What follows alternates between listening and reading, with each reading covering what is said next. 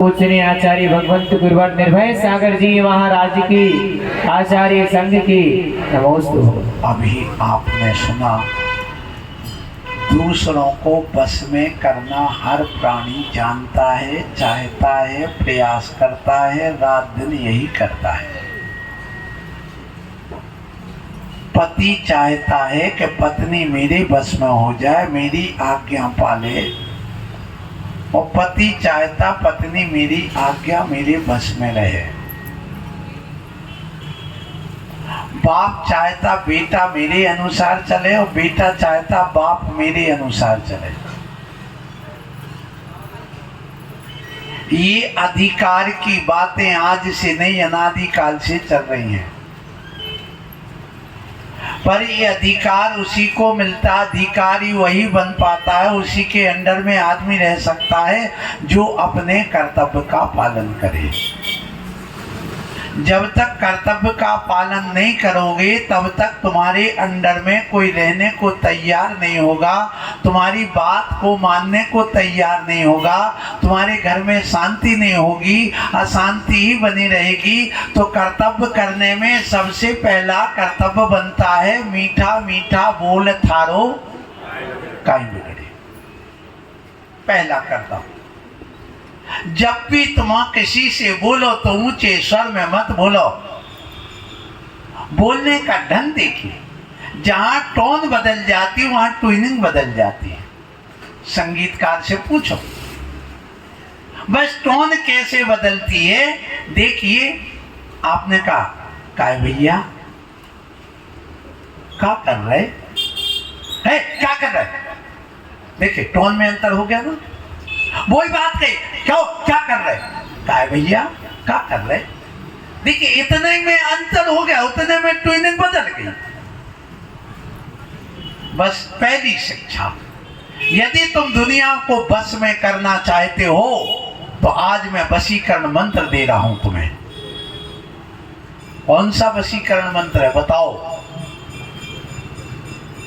तुलसीदास जी ने दोहा लिखा वशीकरण मंत्र का, तुलसी मीठे वचन ते सुख उपजत चहुओर, वशीकरण यह मंत्र है ख्याति मिले चहुओर।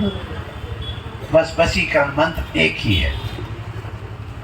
आपने देखा, जिस माँ बाप ने एक बेटी को पाल पोस करके 20 साल तक बड़ा किया, खूब प्यार लुटाया, खूब उपकार किया, खूब चिंता की, खूब पढ़ाया लिखाया, पर एक कॉलेज में एक लड़का मिल गया, मीठा मीठा बोलने लगा, प्रशंसा करने लगा, तारीफ करने लगा, उसकी हर चीज की उसके लिए कर्तव्य समझ करके उसकी पूर्ति करने लगा।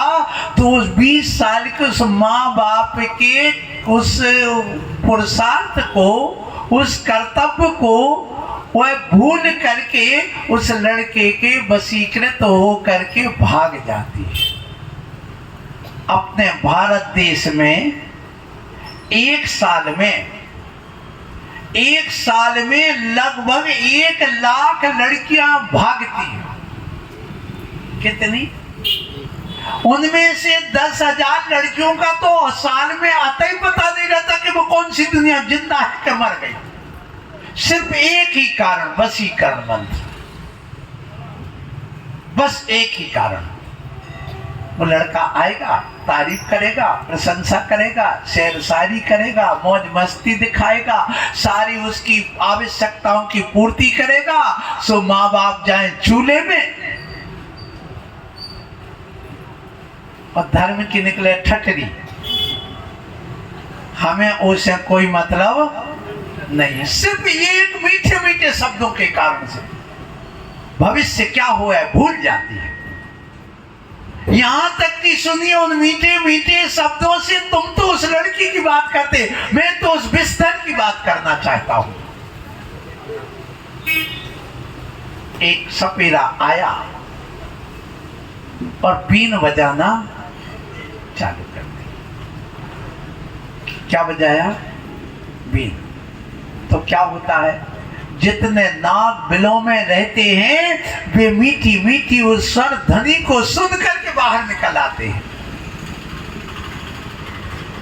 और मात्र उस ध्वनि को सुन करके वे नाग निकल करके भले जिंदगी भर के लिए पट्टे पिटारे में बंद हो जाएं और इन मीठी मीठी सुरीली बातों को सुना करके जितने भी आज ये कांड हो रहे हैं भारत देश में, सबसे बड़ा तस्कर देश दुनिया में यदि लड़कियों का तस्कर देश है तो है भारत देश है। इतनी तस्करी लड़कियों की महिलाओं की दुनिया में कहीं नहीं होती जितनी कहां होती है भारत में। आप लोगों के पास, सबके पास मोबाइल होंगे, आप जाइए गूगल पर और देखिए कि साल 2024 में 23 में कितनी लड़कियां लापता हुई। आप निकालिए, कोई के पास हो तो अभी सर्च करके बताइए मुझे, मैंने नहीं देखा। लेकिन न्यूज़पेपर आदि में जो पत्र पत्रिकाओं में पढ़ा वो मैं आपको बता रहा हूं, पता ही नहीं रहता। इसका मतलब ये कि वशीकरण मंत्र की बात कर रहे हो तो तुलसी मीठे वचन ते सुख उपजत चहुओर, और वशीकरण यह मंत्र है ख्याति बढ़े चहुओर। तो तुम घर में क्यों नहीं बोलते? हमने ऐसे देखे हैं दुकानदार, अच्छे अच्छे पर्सनालिटी वाले, अजय भैया, डबरू भैया, कभी दुकान पर तो अरे साहब आइए, जय जिनेंद्र, बैठिए बैठिए, भैया चाय तो लाओ। अरे अब ठीक है ना, आप बहुत दिन से दिखे ही नहीं, आपकी क्या तारीफ करूं साहब, आपका स्वागत क्या करूं, आपके बिना मुझे बहुत दिन से बेचैनी हो रही। आप देख लो सब भरा पड़ा है, सब कोई शर्म की बात है नहीं। यदि कोई लड़की किसी लड़के से बात करते हुए मेरी बहन वगैरह दिख जाती थी तो उस समय है तुम उस लड़के से बात करती। आज तो दिन भर उससे चिपकी रहे तो भी कोई कुछ कहने वाला नहीं है। ये स्थिति बन गई है, समय ने ऐसा परिवर्तन दिया है। और इस समय ने परिवर्तन किसने किया? भगवान ने नहीं किया, तुम्हारे आचरण, तुम्हारे कर्तव्य ने, माताओं की सोच ने। जाओ बेटा, जाओ बेटा, जाओ बेटा, जाओ बेटा, जाओ बेटा, कहां? विदेश जाओ। तुम्हें किसी की जरूरत नहीं अपने पांव पे खड़े होना। अब पति के पांव की जरूरत नहीं, पिता के पांव की जरूरत नहीं, अब माँ के पांव की जरूरत नहीं, अपने पांव की जरूरत है। बस अपने पांव पर खड़े हो जाओ। तो जो लड़की देखे उसको पैसे की जरूरत नहीं, अब पैसे की जरूरत नहीं, अब पति की भी जरूरत नहीं, क्योंकि जा करके ऑफिस में वहां पर सारी सुविधाएं मिल रही हैं। अब किसी की कोई जरूरत नहीं, पांव पे खड़ा कर दिया। अब वो ना माँ की सुनता, ना पिता की सुनता, ना कोई की सुनता था। पहले बेटा अपने बाप को नालायक समझता था, आज की बेटी बाप को तो नालायक समझती, अपने पति को भी नालायक समझने लगी। ये कुछ जानते नहीं बुद्धू, इसको कुछ है ही नहीं। ये किसने धारणा बनाई? इसमें गलती किसकी? जरा विचार करिए, सोचना। आज नहीं तो कल, अभी 20 साल और गुजरने दो, एक युग 14 साल का और गुजरने दो। माँ 14 साल का युग होता है। उतने गुजर जाने के बाद आप देखिए, रोगे, चिल्लाओगे और कहोगे मैंने बहुत बड़ी गलती कर। अभी देखते देखते क्या हो गया, इन 20 साल में आपने देखा होगा कितना परिवर्तन हुआ है। इसलिए वशीकरण मंत्र आज काम नहीं कर रहा है। तुम्हारे कोना टोटका वालों के कितने चले जाओ, झाड़ फूंक पढ़ने वालों के पास जाओ, मुल्ला के पास जाओ, मौलवी के पास जाओ, कोई तंत्र टोटा टोटका वाले के जाओ, वहां जाओ, वो तुम्हारे बैठे और बहुत सारे पंडित लोग, विद्वान लोग हैं, चले जाओ। वो बागेश्वर बाबा के यहाँ चले जाओ, निर्भय बाबा के यहाँ चले जाओ, सुधा सागर बाबा के यहाँ चले जाओ, सबके यहाँ चले जाओ, ओगड़ बाबा के यहाँ चले जाओ, जहां जाना वहां जाओ। लेकिन वे सारे मंत्र कोई काम नहीं कर रहे, साफ ढोंग धतूरे चल रहे। बस ध्यान रखना, आज ज्योतिष फैल है, ये लिख के रख लो, मेरी तरफ से रिकॉर्डिंग कर लो, बता दो सबको। जिस बच्चे का ऑपरेशन से जन्म हुआ हो वहां ज्योतिष फैल कोई काम का नहीं, फाड़ करके एक तरफ फेंक दो। क्यों? जिस समय उसको जन्म लेना था स्वाभाविक वो नहीं हुआ। स्वाभाविक जन्म होने पर ज्योतिष काम करता है, बाकी नहीं करता। इसलिए सारे ज्योतिष फैले। और धर्म करता है, धर्म पुरुषार्थ करता है, उन अपने समय का विभाजन करता है। तो मैं आप लोगों से ये कहना चाहता हूं कि आप धर्मात्मा कब बन जाते हैं, धर्मात्मा कब बन जाते हैं। ये जैनी लोग अभी इस बात को नहीं समझ पा रहे हैं, बड़ी समस्या जा रही है। उसी बात को लेकर के तुमने श्रीफल चढ़ाए कल कि महाराज हमें चातुर्मास दे दो, मैंने दोनों हाथ से आशीर्वाद दे दिया, लेकिन तुम घर में मत बैठे रहना। मैं कहूंगा इस समाज से, यहां तो अभी तक बिल्कुल मस्जिद तक वहां पर भीड़ लगना थी। जब मैं क्षुल्लक अवस्था में पहली बार यहां आया था, क्षमा सागर जी के साथ, सुधा सागर जी के साथ, समता सागर जी, स्वभाव सागर जी, और मैं उस समय एलक था। तब वहां कारीबाई मंदिर जो कहलाता था वो आज पार्श्वनाथ मंदिर कहलाता, उसकी प्रतिष्ठा हुई थी, वहां पर मैं बैठा था। जब वहां पर पूरी भीड़ देखता था और उस भीड़ में और आज की भीड़ में क्या अंतर मिलता। जब आचार्य गुरुवर विद्यासागर जी के साथ सन 88 में आया, उस समय में क्षुल्लक था, एलक दीक्षा पर जाकर के जबलपुर में मंगलगिरी में इतना खस्ता हुआ वहां पहुंचा था। लाल लाल मिट्टी थी, पानी बरस रहा था, और इस निर्मल स्टोर वाले संतोष वगैरह सब वहां पर चल रहे थे। उत्तम चंद जी वगैरह, विद्वासन वाले, वकील साहब, वो वृद्धि चंद जी वगैरह, ये सब लोग आगे आगे, और ये पगड़ी वाले वो सोधिया जी, क्या नाम था उनका, अक्षय के पिताजी वगैरह, ये सब चल रहे थे। और उस समय जब देख रहा था, वहां जाकर के देखा, उस समय आचार्य श्री के पास वो भीड़ देखी। फिर उसके बाद में 1992 में जब यहाँ भाग्योदय में पंच कल्याणक हुआ, तूफान आया, और एक वो टूट गया, एक बच्चा भी गायब हो गया। उस समय वो उस समय की भीड़ और उस समय की श्रद्धा भक्ति देखी। उसके बाद 94 में पुनः आचार्य श्री के साथ आया, 95 के बाद फिर आया। उसके बावजूद भी आज दिलों में कैसी अंतर पड़ गए। दिलों में ये अंतर डालने वाला कौन?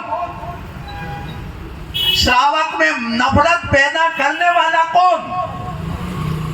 यदि साधु ही नफरत पैदा करने लग जाए तो समाज का विनाश है।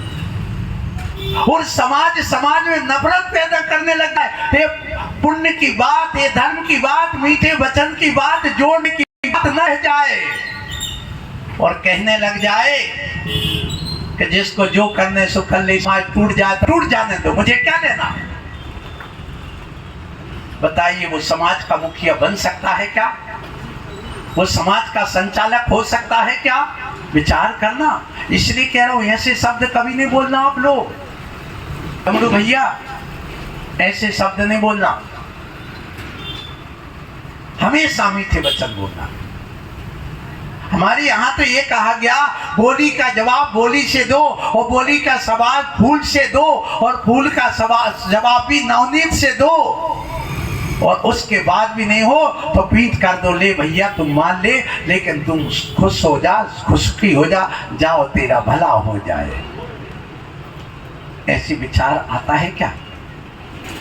तो यहाँ पर मैं आप लोगों से कहना चाहता हूँ, आज ये प्रसंग हमारे सुदत्त सागर जी महाराज ने आपके सामने रखा। मैं तो पूजा पाठ की बात कर रहा था, लेकिन जब उन्होंने बात कही तो उसी बात को आगे बढ़ा दूं, क्योंकि शिष्य को भी बोलने को विषय आगे मिल जाएगा। ये भी जब जाएंगे तो ये बात कह तो सकेंगे समाज के बीच में कि हमारे गुरु ने ये बात यहाँ पर ये कही थी। क्योंकि जो भी है, मैं आज जहां बैठा हूं, ये सब दिया हुआ गुरुवर विद्यासागर जी महाराज का है। आज से नहीं, जब वो वहां कुंडलपुर में सन 86, 96, 76 में, 77 में नैना गुरु कुंडलपुर की, तब से मैं वहां पर जुड़ा हुआ हूं। उसके बाद में अरे एकाएक महाराज धन्य, जिस साल तेरा जन्म नहीं हुआ था उस समय तो मैं गुरुदेव के पास चरणों में जाकर के दीक्षा ले ली।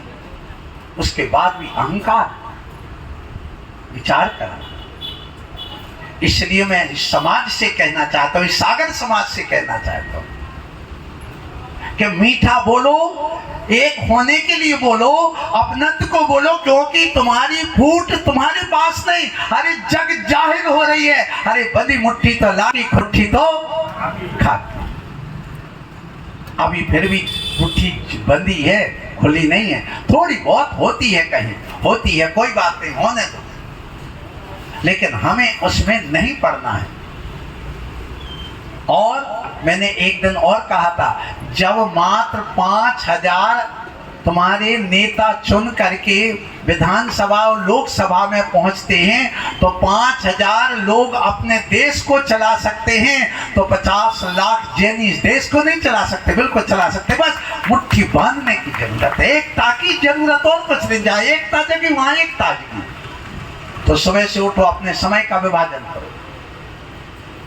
मेरा जो मूल विषय है, मूल जो मैं आज एक प्रवचन के माध्यम से कहना चाह रहा हूं, क्या सबसे पहले बच्चा जन्म लिया, 20 साल तक उसने धन पुरुषार्थ किया, उसके बाद अर्थ पुरुषार्थ। 20 साल तक खूब पैसा कमाओ बेटा, खूब पैसा कमाओ, जितना बन सके उतना कमाओ, लेकिन अन्याय अनीति से नहीं, न्यायोत्पात धनम, स्पष्ट सागार धर्मा में लिखा हुआ है, हे बेटा खूब कमाओ, खूब कमाओ, खूब कमाओ, खूब बिल्डिंग बनाओ, कोई निषेध नहीं, लेकिन मूर्छा मत रखना।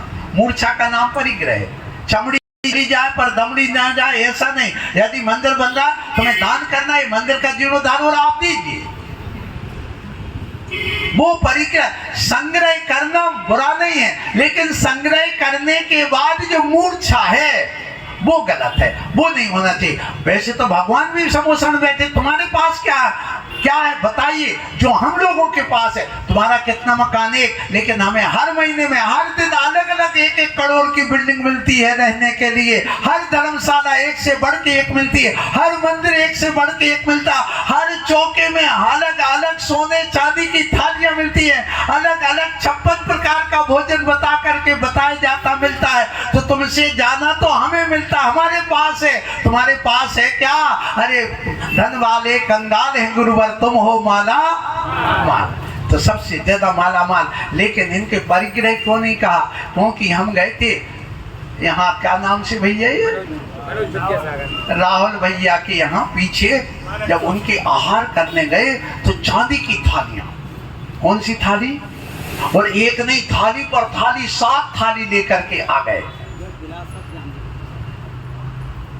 अब वहां पर ला के रख दिया तो हमें उसमें मूर्छा दी जाएगी, जेकाई की है। महाराज लोग हाथ में आहार क्यों करते हैं? अभी बात अप्रसंग आ गया तो सुन लो। देखो, जब मेरा फ्लो बन जाता तो मैं समय नहीं देखूंगा, घड़ी नहीं देखूंगा, अपना चलने दो।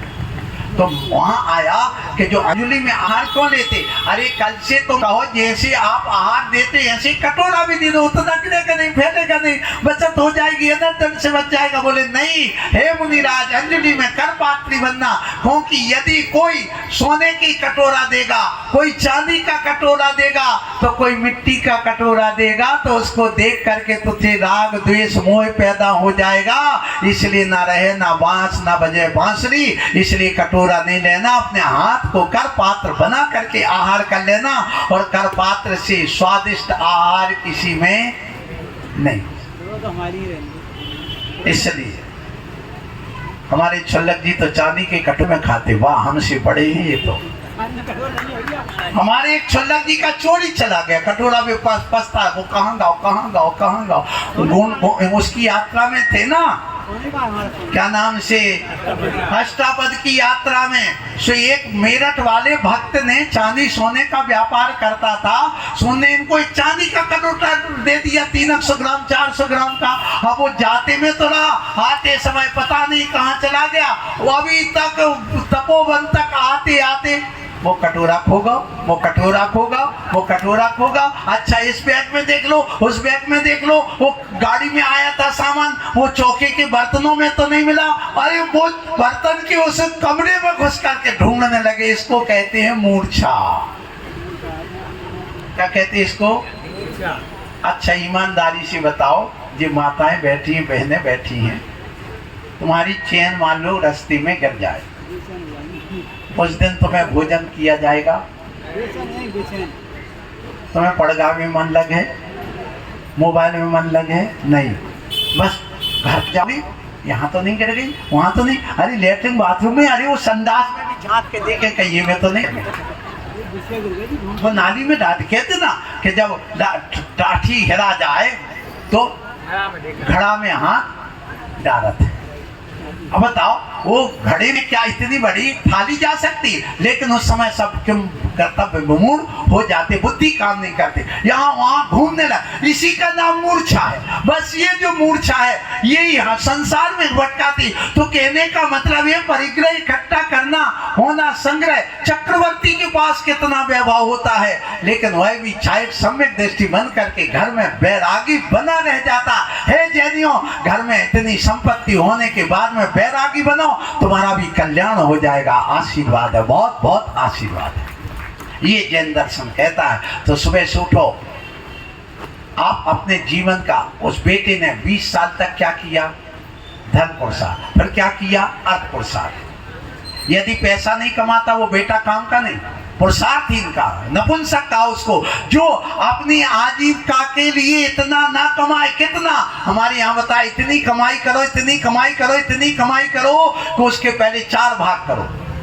4 भाग में 1 भाग तो आप अपने रोजंदारी के खर्च में खर्च कर दो, जिससे रोटी, दाल, चावल, सब्जी, दवाई आदि का काम चलता है, उसमें खर्च करिए। फिर 1 भाग को आप अपने बेटा बेटी पढ़ाई आदि के लिए खर्च करो। तो कितने हो गए? 2। वो रोज खाने का अर्थ है, पढ़ाई लिखाई का वो अलग है। फिर इसके बाद 1 भाग को आप दान के क्षेत्र में खर्च कर दो।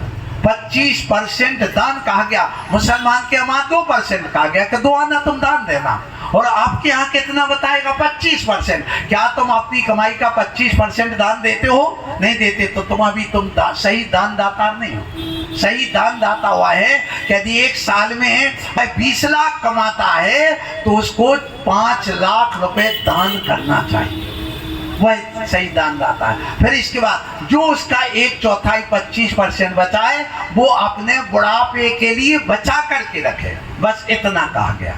जब वो मरे और अपने बेटा बेटियों के हिस्सा बांट के काम आ जाए, इतना धन कमाना चाहिए। यदि नहीं कमाते तो तुम सच्चे जैनी नहीं हो, सच्चे जैनी कहलाने के अधिकारी नहीं। इतना मेहनत करिए। अरे जैनी बच्चा यदि कुआना रह जाए तो वो जैनी कहलाने के योग्य नहीं है। यदि जैनी बच्चा यदि भीख मांगने लगे तो आज सच्चा जैनी नहीं है। जैनी बच्चा यदि ब्याज से पैसा लेने लगे तो सच्चा बच्चा नहीं है। जैनी बच्चा यदि कर्ज लेकर के धंधा पानी करता है, राजीव का चलाता, तो वह सच्चा बच्चा नहीं है। सच्चा बच्चा वही है जो पुरुषार्थ करके धन कमा करके 1/4 तो दान करता है और 2/4 अपने आजीविका चला के 1/4 अपना बचा करके रखता है। इतना पुरुषार्थ करो। और ये पैसा कोई नहीं, हाथ का मैल है, जब चाहो वहां कमा लो, वैसा कमा लो। एक कहानी सुना दूं मैं, कहो तो समय हो तो।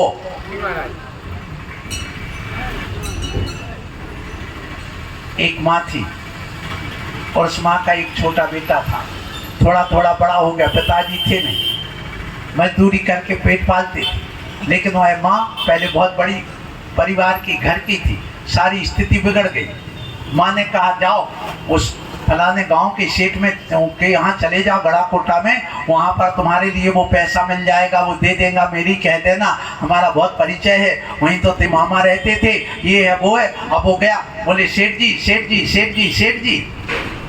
माँ ने भेजा है। अब सेठ जी का कुछ घबरा हो गया था, गड़बड़ हो गया था, पैसा डूब गया था। अब सेठ जी का दिमाग आसमान में था। अब उसने कहा सेठ जी माँ ने भेजा है, कस्तूरी बाई ने भेजा, माँ का नाम है आप जानते हो, उनसे ले लो। वो भेजा। बोले भाग जाए यहाँ से। क्यों आया? जवान पट्टा हो करके, 24 साल का तुम पट्टा हो करके, कोई बुढ़ा तो है नहीं, आ गया पैसा मांगने के लिए। क्या करेगा पैसे का? जोर से डांट दिया। किसको? उस बच्चे को। अरे तुम यदि सही पुरुषार्थी है, मेहनती है, तो मेहनत वाला तो वो मरा हुआ सामने चूहा पड़ा ना, उससे भी पति और करोड़पति बन सकता है। अब वहां पर इतनी सभा लगी है सेठ जी की, उनके बीच में डांट दिया, उसको चोट पहुंच गई। किसको? बच्चे को। और जब व्यक्ति के दिल में चोट पहुंचती तो उसकी 3 दशा होती है। एक दशा वो है कि जैसे कांच का गोला होता है, कांच के गोले को यदि चोट पहुंचाई जाए तो वह टूट जाता है, बिखर जाता है और सबके हाथ पैर तोड़ने के लिए भी कारण बन जाता है। दूसरा वह है जिसके दिल में चोट पहुंचती है तो मिट्टी के गोले के समान होता, चोट पहुंचा जमीन में तो वहीं चिपक करके रह जाता। इसी प्रकार किसी ने कुछ डांट पीट की, कुछ किया तो वहीं चिपक के रहेगा, बाहर में जाए, हमें कुछ नहीं करना, हम तो बैठे, तुम्हें जो दिखाए सो करो, हमें कोई कुछ मतलब नहीं है। वो दूसरे प्रकार। तीसरा वो है जिसको चोट पहुंची, अर्थात जैसे एक रबर के गोले को, गेंद को यदि चोट पहुंचा तो दुगने वेग से ऊपर उठता है। इसी प्रकार कुछ लोग ऐसे होते जिनको चोट पहुंचती है वह दुगने वेग से ऊपर अपना विकास करता है। अब तो कौन से बेटे हो, देख लो, हमें भी चोट पहुंची तो हमने कहा नहीं, अपने जीवन में दुगने वेग से विकास करना है, ना कि विनाश करना है। बस अपने बेटे को बावली बाल गेंद के समान बनाओ कि वह दुगने वेग से अपने जीवन में विकास करे। तो ऐसी चोट पहुंची उसको और उसने उठाया चूहा, और चूहा लेकर के आए। सुन लो, जो गरीब हैं, जिनकी दुकान नहीं चल रही, परेशान हो रहा है, वे सब सुने। उसने चूहा उठाया और गया जैन मंदिर के सामने पहुंच गया। बोले देखो भाई, मुझे भूख लगी है, मेरी माँ भूखी है, मेरे पास कुछ नहीं खाने को, क्या मैं ये चूहा खा लूं? और सामने वो बिल्ली दिख रही हो, हलवाई के वहां, वो भी चूहा पकड़ के मारेगी, हिंसा होगा, तो मैं इस चूहे को उस बिल्ली को डालना चाहता हूँ। वो ताक लगा के बैठी है, पर मुझे पेट भर के लिए कुछ दे दो। बोले क्या चाहिए? बस 2 किलो चने चाहिए, आधा किलो गुड़ चाहिए और एक घड़ा चाहिए पुराना, तुम अपना। सोचने 2 किलो चने, 1 किलो गुड़ और एक घड़ा दिया। अब वो गया जंगल में जहाँ तेंदू पत्ते तोड़ते हैं, तेंदू पत्ते जानते, बीड़ी बनती जिसकी, वहां पर वह बैठ गया चौराहे पर जंगल में। और जो भी निकलता राहगीर, जहाँ पर 10 किलोमीटर तक, 20 किलोमीटर कोई पानी नहीं, वहां से जो राहगीर निकलता उससे वो देखता, अरे ये व्यक्ति तो बीच में बैठा, और 2-3 नींबू रास्ते में तोड़ करके 150 नींबू रख लिए, बस घड़े को पानी भर के ले गया। और जो भी निकलता वो लकड़ी वाला, पत्ते वाला, उससे कहता तू इतने पत्ते डाल दे, ले इतना तुम पानी पी ले और इस शिकंजी पी ले। अब उसके बाद में जो लकड़ी वाले आते जंगल से, उससे कहते इतनी लकड़ी तू डाल दे, ले पानी पी और एक गुड़ खा जा। तो उसको वहां व्यवस्था में शाम तक उसने 1 गाड़ी लकड़ी इकट्ठी कर ली और कम से कम 1 बोरी उसने तेंदू के पत्ते इकट्ठे कर लिए। और उसके बाद में उसने बेचा। दूसरे दिन उससे दुगना हो गया, तीसरे दिन 4 गुना होगा, 5वें दिन और 6 गुना होगा। फिर उसने एक आरा मशीन लगा दी, उसने फर्नीचर बनाना चालू कर दिया। 1 साल में उसकी कायाकल्प हो गई। और वो सेठ के पास सोने का चूहा लेकर के पहुंचा और कहता, सेठ जी आपने मुझे डांटा था, मैं आपको उधारी दे आया हूं। बोले क्या उधारी? वो उसने अपने बही खाता देखा, कुछ नहीं मिला। बोले बही खाते में नहीं है, वो तेरे दिमाग में लिखी होगी, मेरे दिमाग में लिखी होगी। बोले क्या बात है? बोले तुमने मुझे भरी सभा में डांटा था, मुझे चोट पहुंची थी, तो मैं गया था वहां पर और मैंने ऐसा ऐसा किया वो चूहे को ले जा करके, और उसके बाद में आज मेरा महल बन गया है, मेरी शादी हो गई है, मेरी माँ सुखी हो गई है, और ये सोने का चूहा बदले में लेकर के आया हूँ। सेठ जी बड़े खुश हुए और जाकर के घर देखा, उस माँ को प्रणाम किया, उस बेटे के हाथ जोड़ करके नमन किया, बेटा तूने सही पुरुषार्थ किया है, ऐसे बेटे होना चाहिए। तो मैं आप लोगों से यही कहूँगा, ये पैसा कमाना कोई बड़ी बात नहीं, पैसा कमाते कमाओ तो जीवन के भाग करिए। फिर जब तुम पैसा कमाने लग जाओ, इतना पैसा तुम्हारे परिवार, बेटी बच्चे सब पल जाए, इतना पैसा कमाओ, फिर काम पुरुषार्थ। पुरुषार्थ कितने? 4। कौन कौन से? पहला कौन सा? धन पुरुषार्थ। फिर दूसरा अर्थ पुरुषार्थ, तीसरा काम पुरुषार्थ। जब तक बेटा पैसा ना कमाए, रोजगार ना करे, धंधा पानी ना करे, तब तक शादी नहीं करना। नहीं तो वो आपका पेट कैसे पालेगा? और वह छल कपट ना करे। यदि कोई लड़की वाला आया तो उसको बताइए कि मेरा बेटा कुछ नहीं करता है, और यदि नहीं करता उस बेटे को कहा, बेटा तेरी शादी तब होगी जब तू आज सुबह से लेके शाम तक 2000 रुपये कमाएगा, तब नहीं तो नहीं। वो जा सब्जी बेच, जा फल बेच, उससे भी तेरी आजीविका चल जाएगी, कोई बड़ी बात नहीं। लेकिन कमाना सीखो, अन्याय अनीति से नहीं, ये जैन दर्शन कहता है, ये जैन मूल सिद्धांत है, उसके अनुसार चले। फिर इसके बाद में हुआ ये कि तीसरा पुरुषार्थ हो गया काम पुरुषार्थ, फिर चौथा पुरुषार्थ मोक्ष पुरुषार्थ। कब करना? जब बेटा बेटी की शादी हो जाए। अजय भैया, डमरू भैया, सुना? अब तुम घर में रहने लायक नहीं बचे, अब तुम घर में रहने लायक नहीं हो। आप घर छोड़ो और जाके आश्रम में रहो, और नहीं बने तो हमारे पास आ जाओ, तुम्हारा सबको कल्याण हो जाए। अंत में कौन सा प्रसाद? जितनी माताएं बैठी हैं, अब घर में सड़ो मत, लड़ो मत, झांको मत, ईर्षा मत करो। बहू जो जाने वो भाड़ में जाए, उसको करने दो, हमें कोई मतलब नहीं। अब हमारी है ही नहीं वो, ना बेटा है ना बेटी है। मैंने एक दिन प्यार का बंटवारा बताया था आपको, तो ये तो हो गए जीवन भर का बंटवारा। अब सुबह से उठ करके जो मेरा अंतिम प्रश्न है, अंतिम बात है, वो कह के मैं वाणी को विराम दे रहा हूं। सबसे पहले क्या करना आपको? सुबह से उठो, धर्म प्रसाद। धर्म प्रसाद कहां से? उठते ही सबसे पहले यूं हाथ जोड़िए। कैसे हाथ जोड़ा जरा? ये नमाज के हाथ नहीं है। मुसलमान जब नमाज पढ़ता वो ऐसे ही हाथ करता, क्या देखता उसमें वो जाने, मुझे नहीं पता। लेकिन हमारे जैन दर्शन में कहा वो सुन लो। कर दर्शन। कौन सा दर्शन? कर दर्शन। अपने भाग्य की सराहना कीजिए। मेरे बराबर दुनिया में सौभाग्यशाली कोई नहीं। कौन नहीं है? सुनिए, इसलिए नहीं है कि आप इस हाथ को देखिए, इसमें कितनी रेखाएं हैं आपको दिख रही होंगी। सबसे पहले आपको मेरी ये रेखा दिख रही होगी, यहाँ से यहाँ तक शायद दिख रही होगी। दिख रही कि नहीं? बहुत मोटी, बहुत गहरी, बहुत बड़ी, इतनी तो इस सभा में मिलेगी नहीं देख रहे। फिर दूसरी रेखा देखो, यहाँ से लेकर के ये पूरी एक रेखा गई है। इस रेखा को कहते हैं हृदय रेखा। कौन सी रेखा है? हृदय रेखा। और ये रेखा है कौन सी? मस्तिष्क रेखा, बुद्धि की रेखा, जो बीचों बीच आ रही हमारे हाथ में। आप सबको दिख रही कि नहीं? बोलो। फिर इसके बाद में ये अंगूठे को घेर करके इसको कहते जीवन रेखा। ये तीन रेखाएं हर व्यक्ति के हाथ में होती। फिर इसके बाद में एक रेखा और है, यहां से लेकर ऐसे, इसको कहते हैं भाग्य रेखा। ये पूरी हमारी भाग्य रेखा यहाँ पर गुरु पर्वत तक गई है। हमने खूब ज्योतिष पढ़ा, सब जानता हूँ, लेकिन आना मत मेरे सामने, मुझे परेशान मत कर देना। एक दिन और कहा था, आज फिर कह रहा हूँ, जो कुछ है मैं प्रवचन में बता दूंगा। सो यहाँ पर बात ये आ गई कि अब तुम सुबह से उठते अपने भाग्य को कोसना नहीं, मैं गरीब क्यों हूं, मैं काला क्यों हूं, मैं रोगी क्यों हूं, मैं ऐसा क्यों हूं, मैं वैसा, ऐसा नहीं करना। क्योंकि तुमसे बड़ा सौभाग्यशाली भाग्यशाली दुनिया में कोई है नहीं। क्यों? आप अब ऐसे हाथ जोड़िए। ऐसे हाथ जोड़ने पर देखिए सिद्ध शिला बन गई कि नहीं? चंद्राकार बोलो, बनी कि नहीं? और इस सिद्ध शिला के ऊपर अंगुली है 8, एक अंगुली में 3-3 भाग हैं, तो 24 भाग हो गए।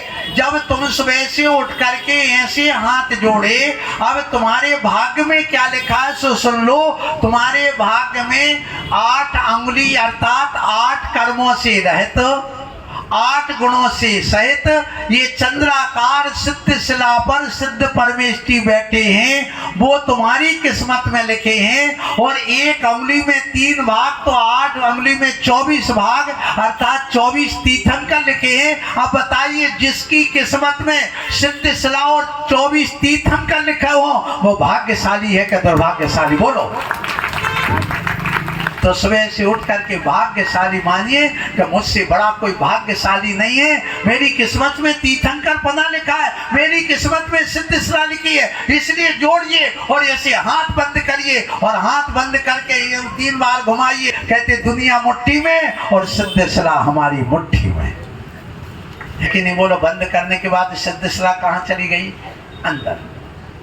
तो कितने सौभाग्यशाली हो। तो ये धर्म प्रसाद है। सुबह से उठो, सुरक्षा कवच करो, छाउन लेकर के नहा धो करके मंदिर आओ, ये तुम्हारा धर्म प्रसाद है।